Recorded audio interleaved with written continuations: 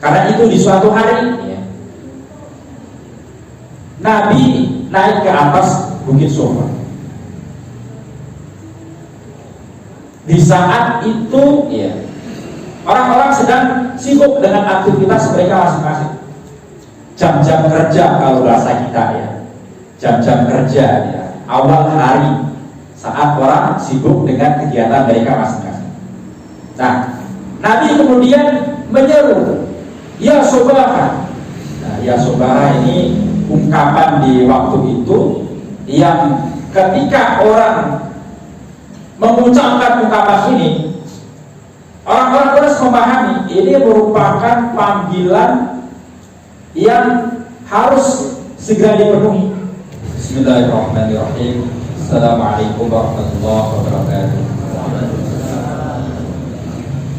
Alhamdulillah nahmaduhu wa nasta'inuhu wa nastaghfiruh wa na'udzu billahi min syururi anfusina wa min sayyiati a'malina may yahdihillahu fala mudilla lahu wa may yudlilhu fala hadiya lahu. Asyhadu an la ilaha illallah wahdahu la syarika lahu wa asyhadu anna Muhammadan 'abduhu wa rasuluh. Allahumma shalli 'ala sayyidina Muhammad wa 'ala ali sayyidina Muhammad wa 'ala ashabi ajma'in wa man tabi'ahum bi ihsan ila yaumiddin. Amma ba'd. Masyaallah muslimin, bapak-bapak, ibu-ibu, jamaah pengajian Masjid Musfirah yang dirahmati Allah Subhanahu wa taala. Alhamdulillah, mari kita panjatkan puji dan syukur kepada Allah atas segala nikmat yang telah dilimpahkan kepada kita semuanya, sehingga pada malam hari ini kita bisa bertemu kembali melanjutkan kajian kita membahas sejarah perjuangan Nabi Muhammad bersama dengan para sahabatnya, dan kita kembali ke tempat semula, yaitu ke ruangan ini, di masjid ini. Semoga kita berdoa ya, semoga proses pembangunannya bisa segera selesai, berjalan lancar, dan fungsi masjid ini ya bisa digunakan secara maksimal untuk kegiatan ibadah, untuk kegiatan dakwah, untuk kegiatan pendidikan, sebagaimana dulu masjid zaman Rasulullah itu juga menjadi pusat ya kegiatan kaum muslimin di waktu itu, bukan hanya untuk sholat 5 waktu, tetapi untuk banyak urusan-urusan penting itu dikerjakan oleh Rasulullah dan para sahabat di masjid. Kemudian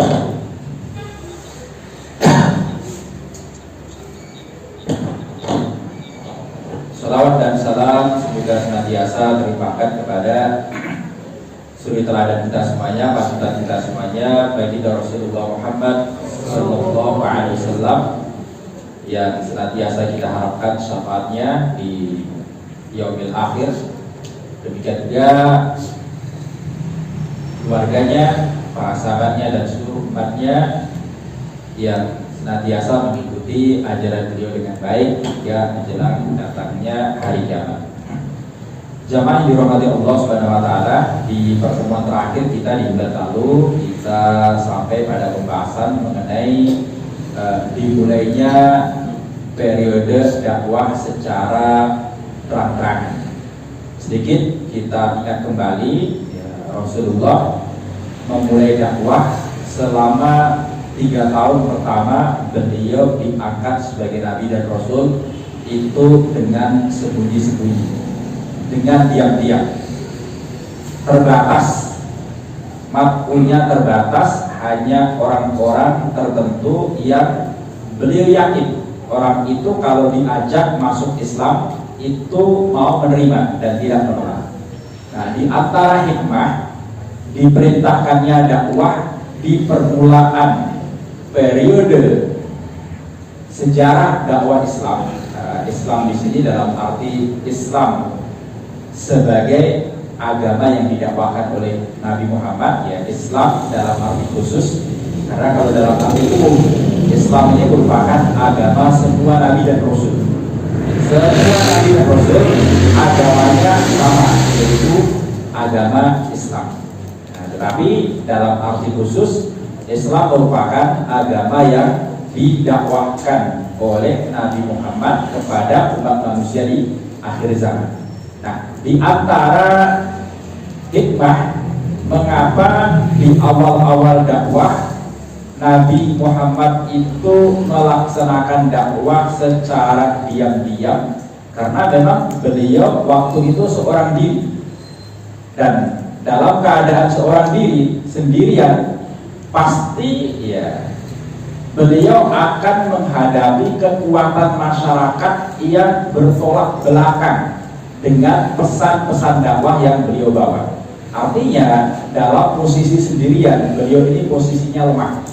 Nah, maka dalam posisi lemah yang sesuai dengan kadar keadaan manusia adalah memulai dakwah dengan diam-diam, secara sirri ataupun diam-diam. Nah, hal ini berlangsung selama 3 tahun. Nah, setelah 3 tahun sudah mulai ya ada ada kader-kader yang komitmen mengikuti dakwah Rasulullah, menjadi asabiqun al-awwalun, generasi pertama yang menerima dakwah. Maka Allah menurunkan wahyu kepada Rasulullah, wa anzir ashiratakal aqrabin. Wahai Muhammad, sampaikanlah ya peringatan kepada keluarga terdekat. Ashiratakal aqrabin. Ashirah itu artinya adalah keluarga. Al-aqrabin yang paling dekat. Nah, setelah turun ayat ini, Nabi kemudian mengumpulkan keluarganya dari kalangan Bani Hashim. Nah, sebagaimana yang sudah sempat saya sampaikan di pertemuan sebelumnya, Nabi mengumpulkan paman-pamannya ya, dari kalangan Bani Hashim. Nah, di pertemuan pertama atau di perkumpulan pertama, pada saat Nabi mau menyampaikan dakwahnya, ternyata pamannya yang bernama Abu Lahab itu berusaha untuk menghalang-halangi.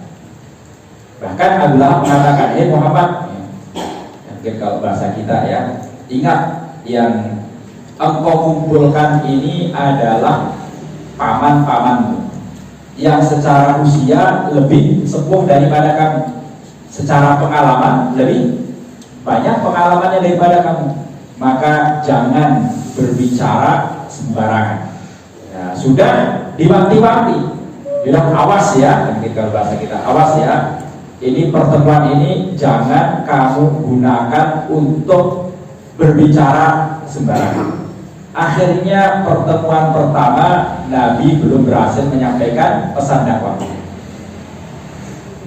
Beberapa saat kemudian Nabi berusaha mengumpulkan keluarganya di kesempatan yang kedua, dan lagi-lagi dalam pertemuan yang kedua ini Abu Lahab menghardik Nabi, menyampaikan hal yang serupa sebagaimana yang dia sampaikan di pertemuan sebelumnya. Nah, barulah pada pertemuan ketiga Nabi berusaha untuk bisa menyampaikan pesan dakwahnya kepada keluarga Bani Hashim. Apa yang beliau sampaikan? Di antaranya beliau sampaikan bahwa inna ra'ida la yakdzibu ahlahu. Seorang pemimpin itu tidak akan menipu keluarganya, tidak akan menipu warganya, kalau bahasa kita ya. Jadi pemimpin itu tidak akan menipu warganya, kata Nabi. Wallahi, demi Allah, seandainya umat manusia semuanya itu melakukan penipuan, maka aku tidak akan menipu kalian.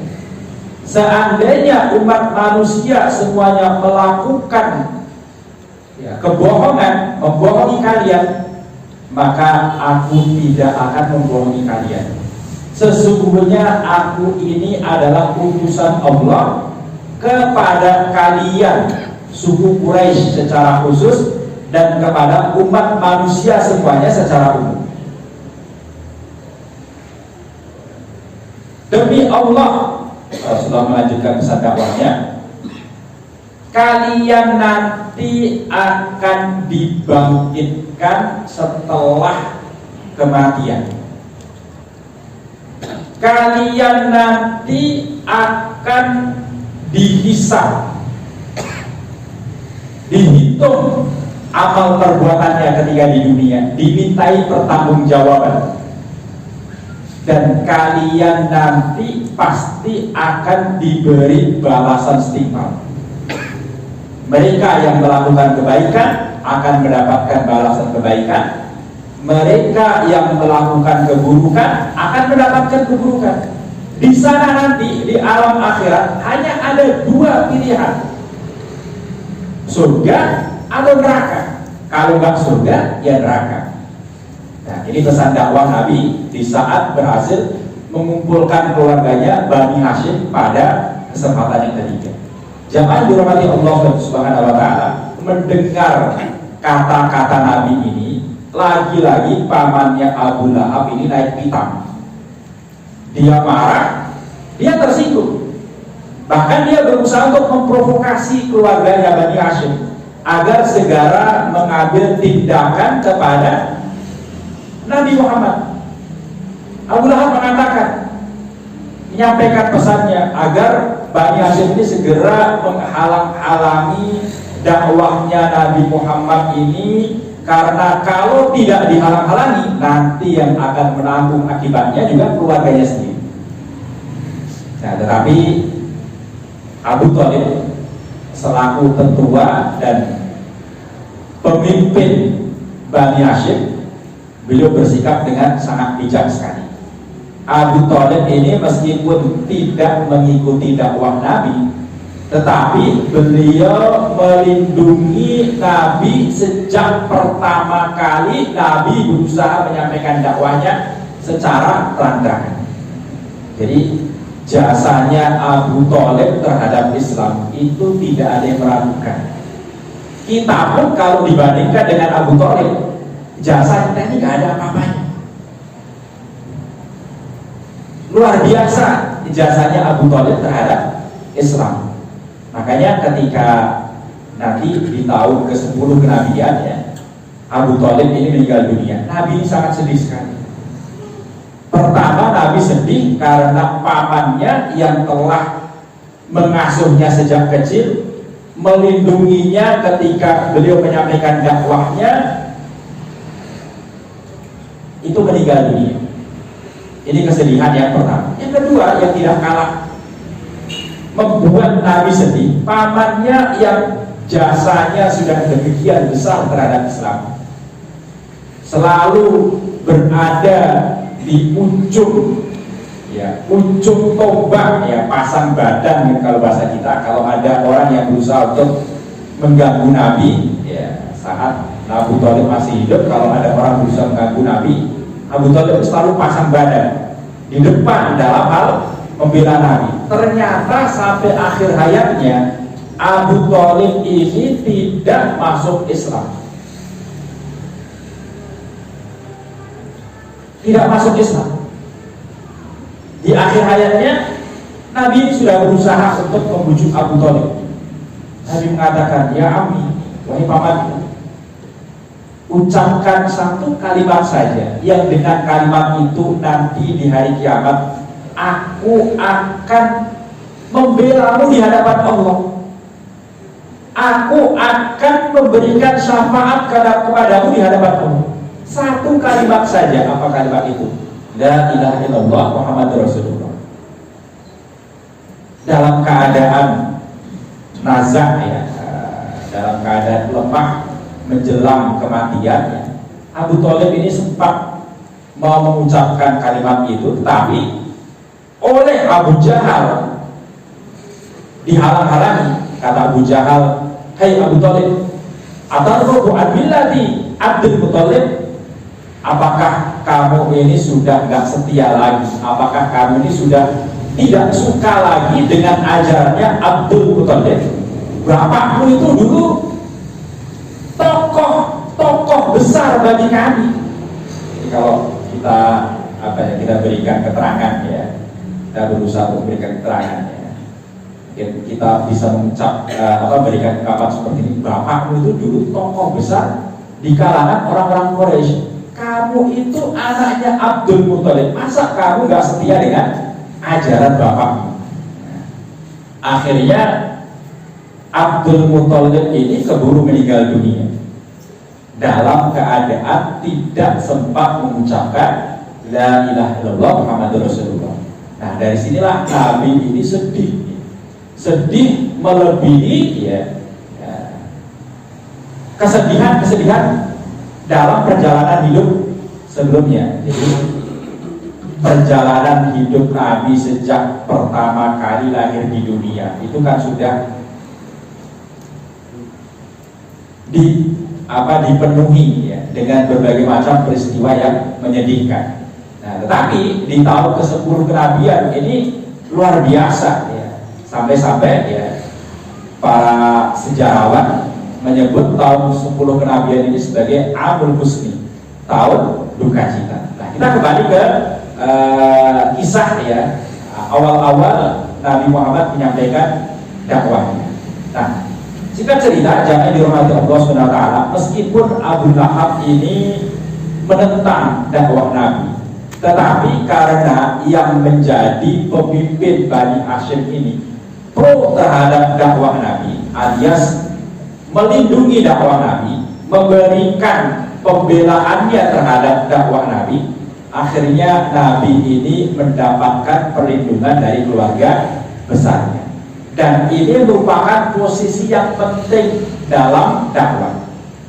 Posisi penting dalam dakwah ya, didapatkan oleh Nabi dengan adanya perlindungan dari keluarga besar. Nah, ini penting ya.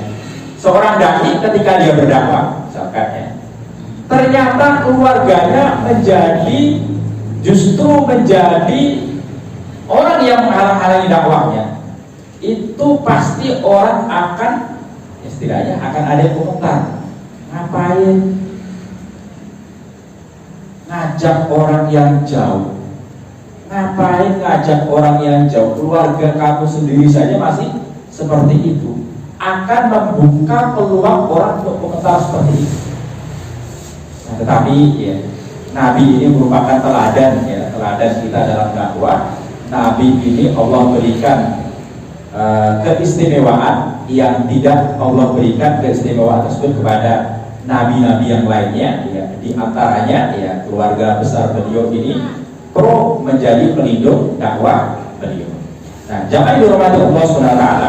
Kemudian setelah itu turun ayat berikutnya, Allah sampaikan di dalam Al-Quran satu ayat ya, dalam surat Al-Hijr ayat 94, fasda' bima tu'mar wa a'rid 'anil musyrikin.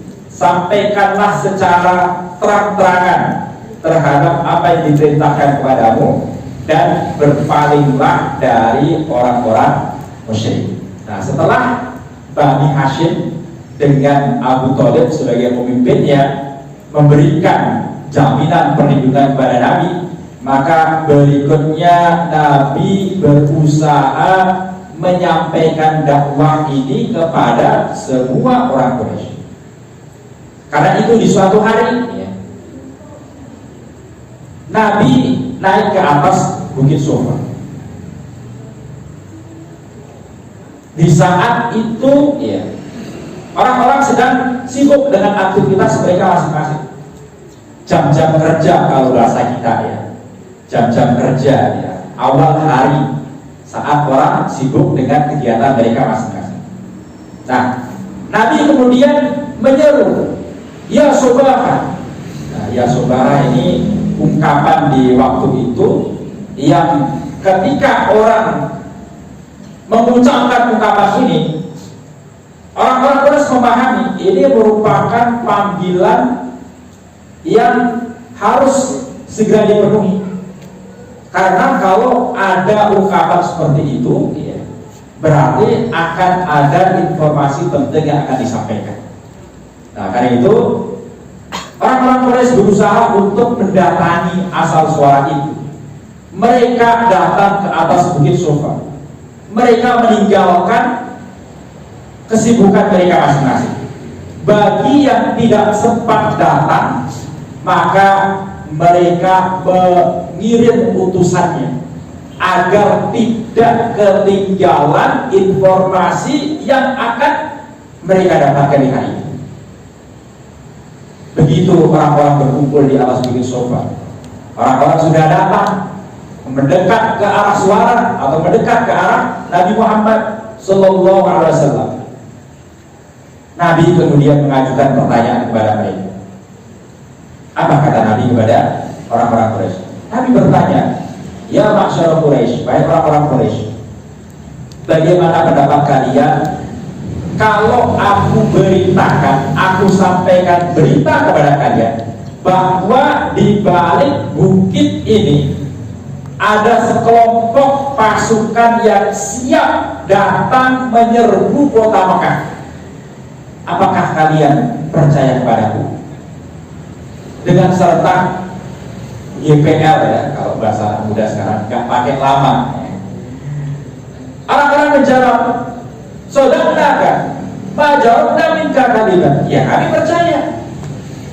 Kami percaya kepadamu karena selama ini kami tidak pernah menjumpai kamu itu berdusta. Apalagi ya, 8 tahun sebelum peristiwa ini. Nah, ini kan ketika Nabi menyeru orang-orang Quraisy di atas bukit Sofa, usia Nabi itu kurang lebih 43 tahun. Artinya 8 tahun sebelumnya, yaitu ketika beliau berusia 35 tahun. Figur Muhammad muda ini menjadi figur kebanggaan orang-orang Quraisy. Nah, kita ingat pada waktu itu ada peristiwa renovasi Ka'bah. Ka'bah sebagian temboknya itu rusak ya, karena kebanjiran. Nah, makanya kemudian diperbaiki, direnovasi oleh orang-orang Quraisy. Nah, timbullah masalah di saat mereka mau mengembalikan Hajar Aswad, tidak ada yang mau mengalah. Pokoknya urusan Hajar Aswad itu menjadi urusan keluarga kami. Enggak, itu urusan keluarga kami. Enak aja, keluarga kami yang lebih berhak. Tidak ada yang mau mengalah. Nah, karena urusan Hajar Aswad, mengembalikan Hajar Aswad itu akan meningkatkan kehormatan bagi orang yang mendapatkan pekerjaan itu. Makanya ada yang mau mengalah. Sampai-sampai ya hampir terjadi pertumpahan darah. Kita ingat kembali ya, pada waktu itu mereka kemudian sepakat, ya sudah kalau begitu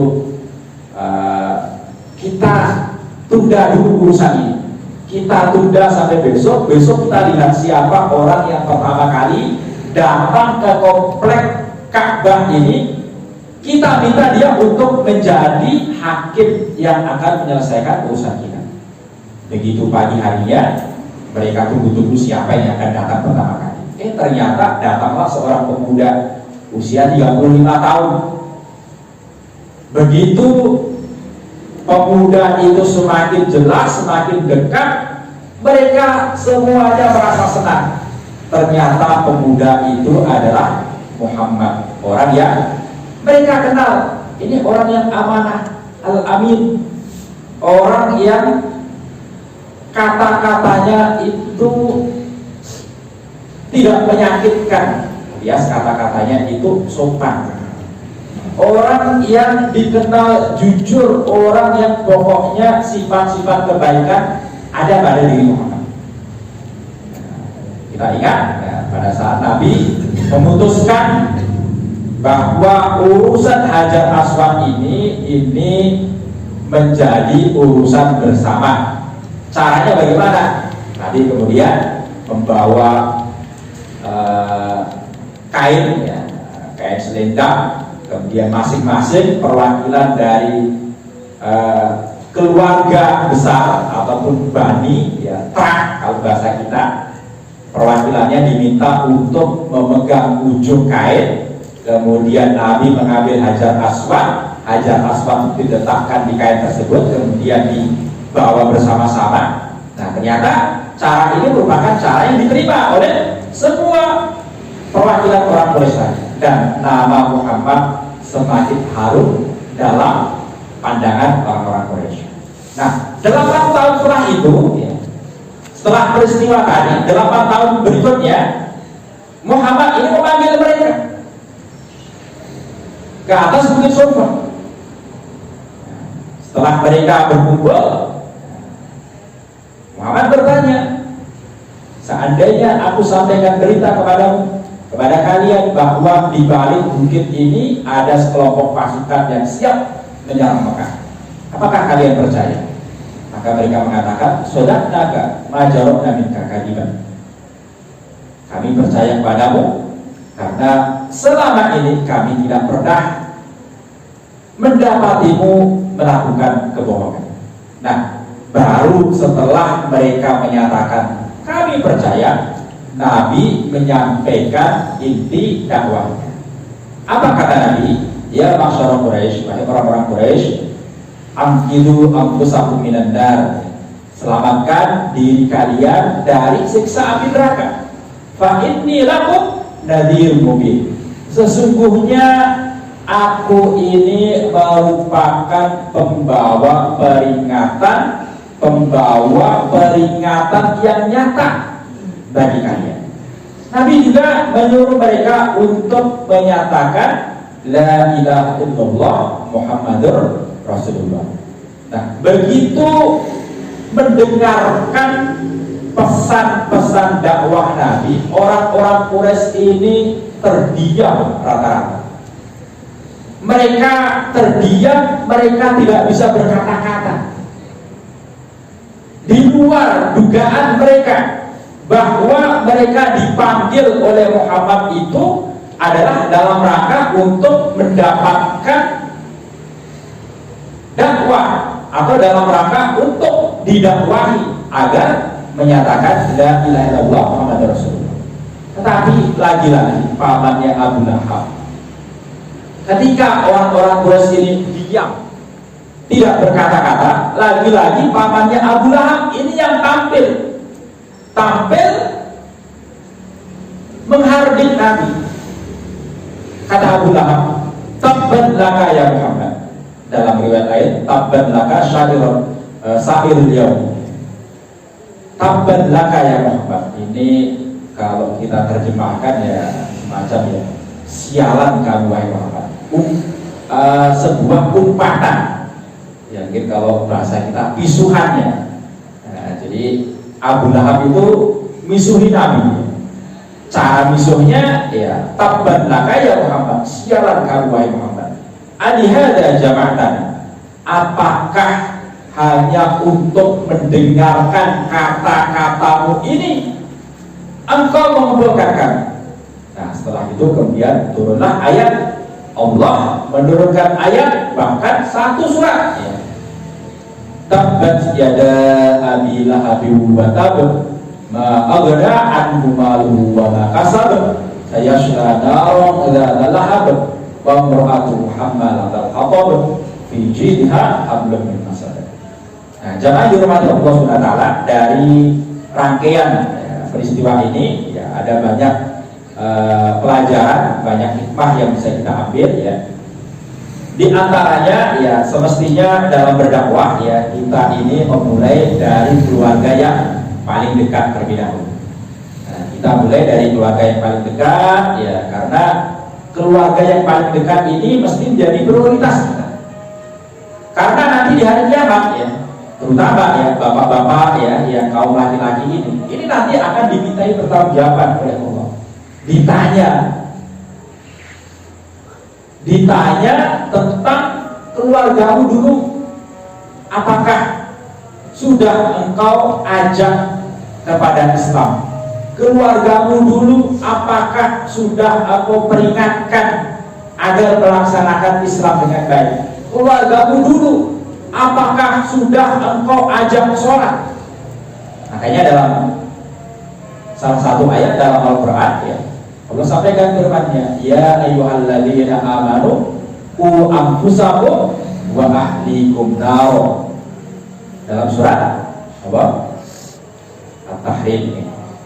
Wahai orang-orang yang beriman, jagalah diri kalian dan juga keluarga kalian. Jadi Allah sampaikan, jaga diri kalian. Setelah perintah untuk menjaga diri sendiri, Allah sampaikan, dan juga keluarga kalian dari siksa api neraka. Nah, mengenai ayat ini ya, beberapa ulama ya menafsirkan ya bahwa menjaga diri sendiri dan juga diri keluarga itu adalah dengan memberikan pendidikan kepada mereka, dengan memberikan taklim dan takdim, memberikan pendidikan dan menanamkan adab kepada mereka. Nah, ini ya, ini merupakan perintah ya yang mesti mendapatkan perhatian dari kita. Nah, Rasulullah ya memulai dakwahnya itu dari keluarga, dari rumah tangganya, kemudian dari keluarga besar Bani Hashim. Dan sudah semestinya seorang dai dalam berdakwah mengikuti contoh yang dilakukan oleh Rasulullah, memulai dakwah dari keluarga terdekat terlebih dahulu. Itu manfaatnya besar sekali. Ketika kita misalkan dalam urusan-urusan hidup di dunia ini, bukan hanya urusan dakwah ya, tapi urusan yang lainnya juga ya. Kita misalkan ketemu dengan masalah, biasanya yang pertama-tama kita mintai bantuan, yang pertama-tama kita ajak berbicara, yang pertama-tama kita jadikan tempat untuk berkeluh kesah, itu siapa? Tentu keluarga. Nah, dakwah ini bukan perkara ringan, dakwah ini perkara yang berat, sehingga perlu persiapan yang ekstra. Nah, ketika keluarga dekat menjadi pendukung dakwah, nah tentu ini akan memberikan banyak manfaat bagi keberlangsungan dakwah yang dilakukan oleh dai tersebut. Kemudian jamaah dirahmati Allah Subhanahu wa taala, di antara pelajaran yang bisa kita ambil ya dari rangkaian peristiwa tadi ya, bahwa kedengkian ya, dengki ya, itu bisa menghalang-halangi seseorang dari mendapatkan hidayah. Nah, kita lihat kasus Abu Lahab. Abu Lahab ini sampai-sampai ya Allah turunkan satu surat yang menjelaskan bahwa nasibnya kelak di hari kiamat itu ada di neraka. Abu Lahab ini keluarga dekat Nabi, tetapi karena rasa dengkinya kepada Nabi, rasa dengki ini yang menjadi penghalang dia untuk mendapatkan petunjuk dari Allah Subhanahu wa taala. Kemudian di antara pelajaran yang bisa kita ambil ya, bahwa dalam berdakwah ya, semestinya seorang dai sebelum menyampaikan pesan-pesan dakwah, dia berusaha terlebih dahulu untuk membangun kepercayaan di kalangan makhluk. Nabi sebelum menyampaikan dakwahnya, ketika mengumpulkan orang-orang Quraisy di atas bukit Sofa, apa yang beliau lakukan? Beliau berusaha untuk membangun kepercayaan. Beliau tanya orang-orang Quraisy, kalian percaya nggak kalau aku sampaikan berita seperti ini? Ternyata mereka menyatakan, oh kami percaya. Nah, mampunya udah percaya. Nah, ibarat ya orang mau ini jelas ya. Orang mau menuangkan air ya, ketika gelasnya masih tertutup ya, airnya ini kan tidak akan bisa masuk ke dalam gelas. Biar air itu masuk, maka tutupnya ini harus dibuka. Sekat-sekatnya ini harus dibuka. Dan di antara sekat-sekat dalam dakwah itu adalah masalah kepercayaan. Orang meskipun dia punya kemampuan berkata-kata sehebat apapun, punya kemampuan berdiplomasi sehebat apapun, tetapi ketika dia datang kepada sekelompok orang yang kelompok orang itu nggak percaya kepada orang itu, Maka apapun, ya, biasanya apapun yang disampaikan itu ya ibarat air yang tumpah-tumpah tadi. Kenapa? Karena sekatnya itu belum dihilangkan. Nah, makanya Nabi mengajarkan, ya, hilangkan dulu sekatnya. Nah, Nabi sampaikan, ya, Nabi tanya, kalian percaya nggak? Ketika mereka mengatakan, saudara kami percaya, baru Nabi sampaikan pesan dakwahnya. Nah, jamaah yang dirahmati Allah Subhanahu wa taala, ya, setelah, ya, Nabi menyampaikan atau setelah peristiwa di atas bukit Sofa tadi, ya, orang-orang Quraisy ini kemudian kembali ke tempat mereka masing-masing. Begitu mereka sudah berada di tempat masing-masing, barulah seakan-akan mereka ini tersadar terhadap apa yang baru saja mereka dikatakan. Jadi pada saat di atas bukit Sofa mereka diam. Tapi ketika mereka pulang, baru mereka ini seakan-akan tersadar, oh iya ya. Tetapi sadarnya itu bukan kesadaran yang membawa pada kebaikan. Setelah peristiwa itu, banyak di antara mereka kemudian menjadi orang yang berubah sikapnya kepada Nabi. Kalau dulu mereka mencintai Nabi, setelah peristiwa di atas bukit Sofa,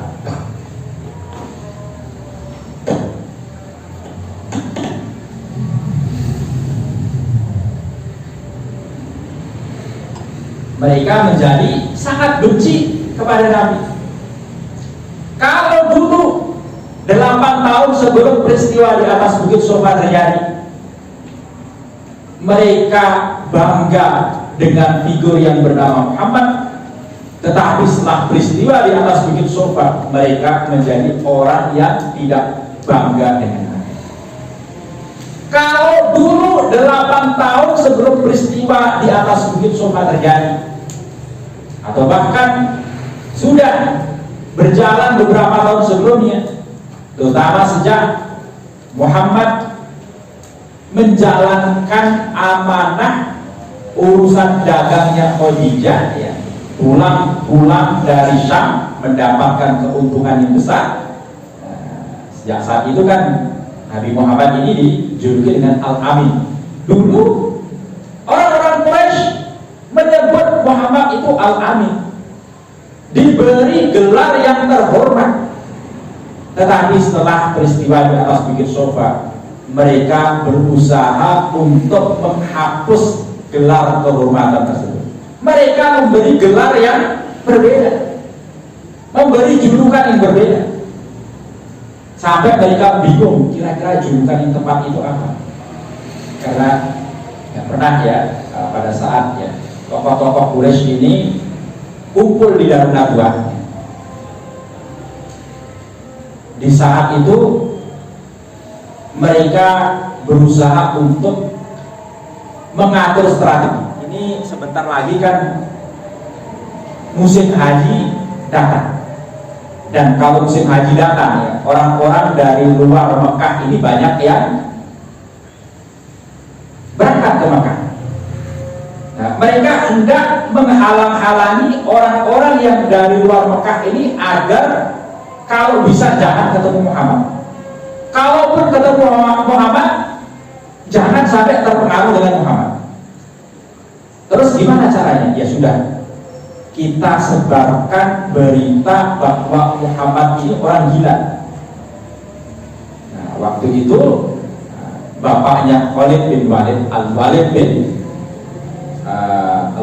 bin Mughirah, ya, itu mengatakan, kita ini tahu orang gila itu ciri-cirinya seperti apa, dan ciri-ciri orang gila itu tidak ada pada diri Muhammad. Jadi jangan sebut Muhammad orang gila, nanti orang-orang justru nggak percaya kepada kita. Akhirnya ada yang usul, ya sudah, kalau tidak disebut orang gila, bagaimana kalau kita sebut Muhammad itu dukun?